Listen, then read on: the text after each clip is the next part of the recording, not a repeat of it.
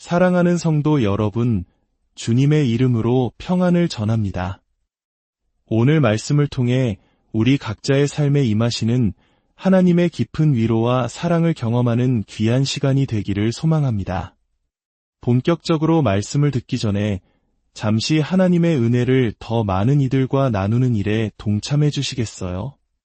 구독과 좋아요를 통해 이 채널을 알려주시면 영적으로 목마른 더 많은 영혼들이 위로와 희망의 메시지를 만날 수 있습니다. 여러분의 작은 손길이 누군가에게는 인생을 바꾸는 큰 축복이 될 수 있습니다. 이 귀한 사역에 동참해 주시는 모든 분들의 삶과 가정 위에 하나님의 크신 은총이 강물처럼 흐르기를 기도합니다. 가끔은 가벼운 이야기로 마음의 문을 여는 것도 좋겠지요. 한 목사님께서 나누어 주신 유머 몇 가지를 소개해 드릴까 합니다. 어떤 사람이 자신의 비밀번호가 해킹당했다며 투덜거렸습니다. 이제 우리 집 강아지 이름을 바꿔야겠어. 또 이런 이야기도 있습니다. 평평한 지구학회는 전 세계 곳곳에 회원을 두고 있다고 합니다. 할아버지께 여쭤봤습니다. 할아버지, 결혼하신 지 65년이 넘었는데도 아직 할머니를 자기, 예쁘니, 꿀단지라고 부르시는 비결이 뭐예요? 그러자 할아버지께서 속삭이셨습니다. 사실 5년 전에 할멈 이름을 까먹었는데 무서워서 아직도 못 물어보고 있다네. 마지막으로 하나만 더요. 하나님께서 남자들에게 약속하셨습니다. 순종적이고 착한 아내는 세상 모든 구석에서 발견될 것이다. 그리고는 지구를 둥글게 만드시고는 한참을 웃으셨다고 합니다. 자, 이제 웃음기는 잠시 거두고 오늘 제가 여러분과 나눠야 할 이야기로 들어가 보겠습니다. 어제 제게 조금 특별한 일이 있었습니다. 극적인 사건은 아니었지만 제 마음을 강하게 사로잡는 경험이었습니다. 주님께서 제게 말씀하셨습니다.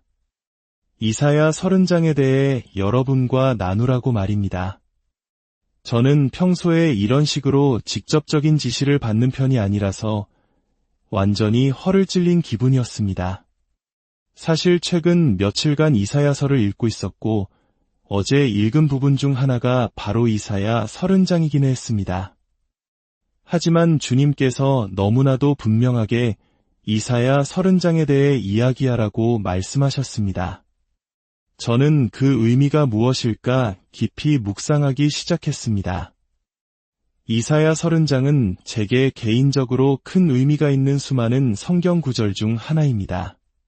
제 인생에서 두려움과 불안 혹은 큰 어려움에 처했을 때 하나님의 말씀이 제 영혼의 양식이 되어 주었던 그런 특별한 장소들 중 하나인 셈입니다. 저는 오랜 신앙 여정을 통해 한 가지를 배웠습니다. 삶에 어떤 시련이 닥쳐올 때 제가 가장 먼저 해야 할 일은 예수님을 만나는 것이라는 사실입니다. 그리고 바로 이 성경책이 활자로 인쇄된 예수님 그 자체입니다. 누군가 예수님을 사랑한다고 말하면서 그분의 말씀인 성경을 사랑하지 않는다면 그것은 모순입니다. 이것이 바로 글자로 새겨진 그분이기 때문입니다. 오늘 아침 이런 말씀을 읽었습니다. 주님은 우리가 심은 씨앗에 물을 주신다. 자연의 이치를 생각해 보십시오. 우리가 땅에 씨앗을 심으면 비를 내리시는 분은 하나님이십니다. 이 원리는 우리 마음에 심는 말씀의 씨앗에도 동일하게 적용됩니다. 하나님의 말씀을 우리 마음밭에 심는 것은 우리의 역할입니다. 일단 심기만 하면 그 씨앗에 물을 주시는 것은 그분의 몫입니다. 우리에게는 하나님의 말씀을 받아 우리 마음 깊은 곳에 안전하게 심을 책임이 있습니다. 그곳에서 주님께서 친히 물을 주시고 열매 맺게 하실 것입니다. 제가 주님을 만난 지 얼마 되지 않았을 때가 생각납니다. 저는 21살에 아내와 결혼했습니다. 그 무렵 제 인생에서 가장 끔찍하고 고통스러운 시련을 겪었습니다. 일종의 배신이었는데 그 상처가 너무나 깊었습니다. 마음으로 나는 용서하겠어. 용서의 길을 걷겠어 라고 결심하는 것과 머릿속과 마음속에서 폭풍처럼 일어나는 불길을 잠재우는 것은 전혀 다른 차원의 문제였습니다. 저는 그 내면의 싸움을 똑똑히 기억합니다. 당시 저는 시청과 경찰서에서 화장실을 청소하고 바닥을 진공청소기로 미는 일을 하고 있었습니다. 어느 날 밤 일을 하면서도 제 마음과 생각은 온통 그 고통스러운 기억과의 싸움으로 가득했습니다. 이미 용서하기로 결심했지만 감정의 폭풍은 멈추지 않았습니다. 3분, 5분마다 마음을 다잡아야 했습니다. 나는 용서한다. 그 사람을 용서한다. 그 고통의 여정 속에서 저는 한 가지를 깨달았습니다. 용서를 행동으로 옮길 때 그 결심이 더욱 굳건해진다는 사실입니다. 마치 두 가지 액체를 섞어야 굳어지는 에폭시 접착제처럼 결심이라는 한 부분의 행동이라는 다른 부분을 더하면 그 결정은 견고해집니다. 그날 밤 저는 너무나 고통스러워서 견딜 수가 없었습니다. 저는 제가 하던 방법을 여러분에게 추천하지는 않습니다. 하지만 저는 그때 성경책을 들고 있었습니다. 감당할 수 없는 생각의 폭풍이 몰아칠 때마다 저는 그저 성경을 아무데나 펼쳐 손가락으로 한 구절을 짚었습니다. 다시 말씀드리지만 이런 식으로 주님의 인도를 구하라는 뜻이 아닙니다. 이것은 그저 저의 이야기일 뿐입니다. 하지만 그날 밤 저는 진실로 20번, 아니 어쩌면 50번은 좋게 그렇게 했을 겁니다. 너무나 큰 고통과 혼란 속에서 3분, 5분, 10분마다 성경을 펴고 한 구절을 짚었습니다. 놀랍게도 그때마다 하나님께서는 제게 꼭 필요한 말씀을 정확하게 들려주셨습니다. 매번 말입니다. 그 밤의 경험은 제게 안전한 피난처를 찾는 법을 배우는 여정의 일부였습니다. 우리에게는 안식처가 필요합니다. 저희 집은 늘 평화로운 공간이었습니다. 아내와 저는 처음부터 우리 집을 갈등의 장소로 만들지 않기로 약속했습니다. 힘든 일이 왜 없었겠습니까? 하지만 저희 집은 항상 평안의 장소였습니다. 우리는 힘든 하루를 마치고 집에 돌아왔을 때 긴급한 상황이 아니라면 서로에게 어려운 문제부터 꺼내놓지 않는 법을 배웠습니다. 어려운 대화가 필요할 때는 서로의 상태가 가장 좋을 시간을 따로 정해 이야기했습니다. 그래서 제게 집은 세상의 어떤 소란함 속에서도 돌아가 쉴 수 있는 평화의 안식처였습니다. 여러분 중에도 산속 호숫가에 있는 작은 오두막 같은 곳을 꿈꾸는 분들이 계실 겁니다. 나만의 피난처, 조용한 쉼터 말입니다. 저에게는 이 성경책 안에 그런 오두막이 수천 개는 있습니다. 그곳은 하나님의 마음과 생각을 듣고 그분과 얼굴을 마주하며 교제하는 절대적인 평화의 장소입니다. 저는 이런 장소들, 즉 제 영혼에 힘을 주는 말씀들을 통해 수많은 위기를 극복했습니다. 고통스러운 배신감을 겪었을 때 처음에는 3분마다 싸워야 했던 감정의 폭풍이 말씀을 붙들면서 10분, 30분, 하루에 두어 번으로 간격이 넓어졌습니다. 그리고 마침내 그 상처를 바라보며 너는 더 이상 내게 아무런 영향도 미치지 못한다고 자신 있게 선언할 수 있게 되었습니다. 하나님께서 왜 우리를 단번에 건져주지 않으시고 이런 힘겨운 싸움을 겪게 하시는지 의아할 때가 있습니다. 하지만 놀랍게도 그 싸움의 과정이야말로 우리가 돌파구를 얻었을 때 그 축복 안에서 살아갈 수 있도록 우리를 단련시키는 훈련입니다. 그 단련의 과정이 없다면 하나님께서 우리 삶에 풀어놓기 원하시는 것들을 감당할 수 없을지도 모릅니다. 젊은 시절 제게는 글을 쓰고 싶다는 열망이 있었습니다. 하지만 저는 제 자신을 믿지 못했습니다. 학창 시절 저는 훌륭한 학생이 아니었습니다. 무언가를 배우는데 흥미가 없었고 늘 다른 곳에 있을 것을 공상하곤 했습니다. 글쓰기 능력에 대해서는 전혀 자신이 없었죠. 보고서를 쓸 때면 백과사전을 그대로 베끼기 일쑤였습니다. 글을 쓰고 싶은 열망은 있었지만 시도해볼 용기조차 없었습니다. 그래서 기도하기 시작했습니다. 하나님께서 이 일에 함께 하신다는 확신이 서기 전까지는 감히 도전할 수 없었기 때문입니다. 그러던 어느 날 한 예언 사역을 하시는 목사님의 집회에 참석하게 되었습니다. 저는 마음속으로 하나님, 오늘 저에게 글쓰기에 대한 말씀을 주시면 정말 좋겠습니다라고 간절히 기도했습니다. 집회가 끝나고 그 목사님은 몇몇 사람들을 불러내어 예언의 말씀을 전하기 시작했습니다. 그런데 갑자기 저를 지목하시더니 제게 마이크를 넘기며 다른 사람에게 예언의 말씀을 전하라고 하시는 겁니다. 그 순간 제 머릿속에 있던 모든 성경 구절이 사라져 버렸습니다. 당황했지만 그 목사님 위에 있던 성령의 기름 부음이 제게도 임하면서 저는 그분의 은사로 사역하는 놀라운 경험을 하게 되었습니다. 하나님께서는 때로 이렇게 우리가 앞으로 나아가야 할 길을 맛보기로 보여주시며 우리 자신의 여정 속에서 그것을 추구하도록 이끄십니다. 집회가 끝나고 한 자매님이 제게 다가와 찢어진 종이 조각 하나를 건넸습니다. 하나님께서 당신에게 주라고 하신 말씀 같아요. 거기에는 글쓰기에 대한 말씀이 적혀 있었습니다. 제가 이것이 바로 제가 오늘 기도했던 내용입니다. 라고 말하자 그 자매님은 사실 이걸 당신에게 주기 전에 2번이나 찢어버렸답니다. 라고 말하며 웃었습니다. 그 일은 제게 큰 격려가 되었지만 여전히 책 한 권을 쓸 용기는 나지 않았습니다. 그러고 얼마 지나지 않아 어느 날 밤 저는 깊은 잠에 빠져 있었습니다. 그때 주님의 음성이 저를 깨웠습니다. 제 인생에서 단 2번 있었던 경험입니다.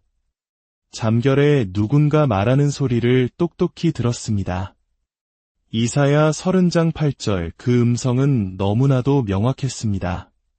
저는 잠에서 깨어 정말 분명하다고 중얼거렸습니다. 아침에 일어나 이사야 30장 8절을 펼쳤습니다. 거기에는 이렇게 기록되어 있었습니다. 이제 가서 백성 앞에서 서판에 기록하며 책에 써서 그것은 제 인생의 전환점이었습니다. 저는 그 후로 작은 글들을 쓰기 시작했습니다. 이야기는 글쓰기에 대한 것이 아닙니다. 제가 이 성경책과 함께 걸어온 여정에 대한 이야기입니다. 이 성경책 안에는 창세기부터 요한계시록까지 제가 언제든 찾아가 쉴 수 있는 수많은 호숫가 오두막이 있습니다. 상쾌함을 얻고 숨을 수 있는 장소들입니다. 약 11년 전 저는 개인적으로 매우 힘든 시기를 보냈습니다. 마음이 무너져 내리는 듯한 깊은 어려움이었습니다. 그때 저는 시편으로 들어갔습니다. 시편 25편이 제 마음의 빛처럼 다가와 영혼의 양식이 되었습니다. 26편, 27편으로 넘어가면서 말씀들은 마치 저를 위해 맞춤 제작된 옷처럼 제 상황에 꼭 들어맞았습니다. 오늘날 비록 그때와 같은 어려움을 겪고 있지는 않지만 시편 25편을 펼칠 때면 저는 의식적으로 그 말씀 속으로 걸어 들어갑니다. 이곳은 나를 위한 건강의 장소야라고 생각하면서 말입니다. 왜냐하면 그곳에는 하나님과 저만의 역사가 있기 때문입니다. 여러분, 이사야 30장으로 함께 가보시겠습니다. 18절부터 21절까지의 말씀입니다. 제가 읽어드리겠습니다. 그러나 여호와께서 기다리시나니 이는 너희에게 은혜를 베풀려 하심이요 일어나시리니 이는 너희를 긍휼히 여기려 하심이라. 대저 여호와는 정의의 하나님이심이라. 그를 기다리는 자마다 복이 있도다. 시온에 거주하며 예루살렘에 거주하는 백성아, 너는 다시 통곡하지 아니할 것이라. 그가 내 부르짖는 소리로 말미암아 내게 은혜를 베푸시되 그가 들으실 때에 내게 응답하시리라. 주께서 너희에게 환난의 떡과 고생의 물을 주시나 이젠 내 스승은 다시 숨기지 아니하시리니 내 눈이 내 스승을 볼 것이며 너희가 오른쪽으로 치우치든지 왼쪽으로 치우치든지 내 뒤에서 말소리가 내 귀에 들려 이르기를 이것이 바른 길이니 너희는 이리로 가라 할 것이며 이 구절은 제가 때때로 다시 돌아와 제 영혼을 먹이는 곳입니다. 여호수아 한 장 5절에서 9절처럼 제가 그분과 만났던 역사가 있는 곳, 도전적인 상황 속에서 제게 평안을 주셨던 곳, 더 많은 것을 갈망하며 아무것도 가진 것이 없다고 느낄 때 위로를 주셨던 곳입니다. 그분 자신이 곧 말씀이시기 때문에 우리는 그분의 음성과 그분의 임재를 분리할 수 없습니다. 그분이 말씀하실 때 그분의 임재가 함께합니다. 그리고 성경 전체에서 임재는 단 하나의 그림, 즉 하나님의 얼굴로 표현됩니다. 그것은 완전하신 아버지의 기쁨과 사랑, 그리고 우리를 받으시는 표정입니다. 우리 인생에서 가장 답답한 부분 중 하나는 하나님께서 항상 우리가 무엇을 해야 할지 명확하게 알려주시지 않는다는 사실입니다. 우리는 그저 A, B, C문 중에 어떤 문으로 가야 할지 알려주시길 원합니다. 주님, 그냥 알려만 주세요. 주님의 뜻이라면 기쁘게 순종하겠습니다. 하지만 때로는 아무런 음성도 들리지 않는 침묵 속에서 기다려야 할 때가 있습니다. 몇 년 전 저는 어떤 중요한 결정을 앞두고 금식까지 하며 기도했지만 아무 응답이 없었습니다. 마감 시간이 다 되어서야 저는 어쩔 수 없이 하나의 문을 선택해 걸어 들어갔습니다. 그러자 문 반대편에 서 계시던 주님께서 좋은 선택이야, 잘했다 하고 말씀하시는 것 같았습니다. 때로 주님은 우리가 결단의 순간에 이르기까지 말씀하지 않으십니다. 왜냐하면 우리의 갈망이 인생의 지도가 아니라 인생의 안내자를 향해야 하기 때문입니다. 우리가 진정으로 갈망해야 하는 것은 그분을 만나고 그분의 음성을 듣는 인격적인 관계 그 자체입니다. 때로는 수많은 질문을 가지고 나아가도 주님은 단 하나도 대답해주지 않으십니다. 대신 전혀 다른 곳을 만져주시며 우리 문제의 근원이 되는 더 깊은 상처를 치유하십니다. 중요한 것은 우리가 그분께 나아갈 때 그분은 말씀하시고 위로와 평안을 주신다는 것입니다. 때로는 명확한 통찰력을 주시지만 때로는 상황은 아무것도 변하지 않았는데도 그 끔찍한 상황에 대해 마음이 편안해지는 이상한 경험을 하기도 합니다. 우리는 마치 주인이 노예에게 지시하듯 세세한 지침을 원하지만 하나님께서는 우리가 당신처럼 생각하도록 훈련된 아들과 딸로서 행동하기를 원하십니다. 그분은 우리가 변하기를 원하시기에 우리를 이 말씀 속으로 초대하십니다. 이곳에 계신 분들 중 혹은 이 말씀을 듣고 계신 분들 중에 아직 예수 그리스도를 개인의 구주로 영접하지 않은 분이 계실 수 있습니다. 오늘 이 시간보다 더 중요한 순간은 없습니다. 하나님께 가는 길은 여러 가지가 아닙니다. 만약 길이 많았다면 하나님 아버지께서 아들 예수님을 십자가에 못 박히도록 하신 것은 잔인한 일이 되었을 것입니다. 예수님의 십자가는 유일한 해결책이었습니다. 완전한 한 사람이 불완전한 모든 사람을 대신하여 죽으신 것입니다. 오늘 이 자리를 떠나기 전에 하나님께 용서받았다는 확신을 갖고 싶다. 하나님과 올바른 관계를 맺고 싶다. 오늘 내가 죽더라도 천국에서 하나님과 함께 영원히 살 것이라는 것을 알고 싶다고 생각하는 분이 계시다면 바로 지금 그 결단의 시간을 갖기 원합니다. 마음으로 기도해 주십시오. 하나님 아버지, 저는 죄인입니다. 제 삶의 주인이 되어주세요. 예수님께서 저의 죄를 위해 십자가에서 죽으시고 부활하신 것을 믿습니다. 제 모든 죄를 용서해 주시고 저를 하나님의 자녀로 받아주세요. 지금부터 영원까지 주님과 함께 살기 원합니다. 예수님의 이름으로 기도합니다. 아멘. 이 기도를 들으신 모든 분들을 주님의 이름으로 환영하고 축복합니다. 이제 여러분을 위해 기도하고 싶습니다. 하나님께서 오늘 우리에게 특별한 은사를 부어주시기 원한다고 믿습니다. 혹시 말씀을 읽어도 기억이 나지 않아요 라고 말하는 분이 계십니까? 괜찮습니다. 저도 지난주 아침에 무엇을 먹었는지 기억하지 못하지만 그 음식이 제게 영양을 공급한 것은 사실입니다. 그저 꾸준히 드십시오. 말씀도 마찬가지입니다. 두 손을 앞으로 내밀어 주십시오. 선물을 받겠습니다. 하나님 아버지, 이 자리에 있는 모든 이들에게, 그리고 이 말씀을 듣고 있는 모든 이들에게 하나님의 말씀이 영원한 피난처가 되게 하여 주시옵소서. 오늘 우리 각자가 삶의 도전과 기회 속에서 주님을 새롭게 만나고 그분의 음성을 듣는 새로운 역사가 시작되게 하옵소서. 이 믿음의 공동체를 축복하여 주시옵소서. 이들의 가정과 직장 위에 그리고 걸어가는 모든 길 위에 주님의 평강이 넘치게 하시고 주님의 얼굴빛을 비추사 은혜 베푸시기를 간절히 원합니다. 우리 주 예수 그리스도의 이름으로 기도합니다.